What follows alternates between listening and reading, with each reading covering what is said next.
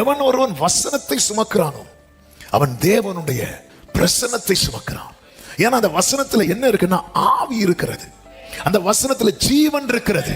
தேவ பிரசனம் என்பதை ஜீவன் உள்ளது. அதிலேதான் கர்த்தர் கிருபாசனத்தை வைத்து அதிலேதான் ஆண்டவர் தம்முடைய மகிமையை வெளிப்படுத்தி கொண்டிருக்கிறார்.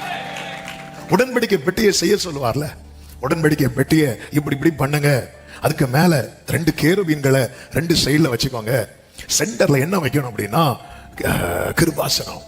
இந்த 2 கேருபீன்களும் எப்படி இருக்கணும், இந்த கிருபாசனத்தை ஒன்றோடு ஒன்று பார்த்து கொண்டு இப்படி நிக்கணும். அந்த கிருபாசனம், அதுல இருந்து கர்த்தர் பேசுவார். அந்த உடன்படிக்கை பெட்டிக்குள்ள என்ன இருக்கணும் அப்படின்னா கர்த்தர் எழுதி கொடுத்த கற்பலகைகள் இருக்கணும், வார்த்தை இருக்கணும், உள்ள வார்த்தை இருக்கணும். உள்ள வார்த்தை இருந்தா அதை சுத்தி அப்படி பிரசனம் கவர் பண்ணும்.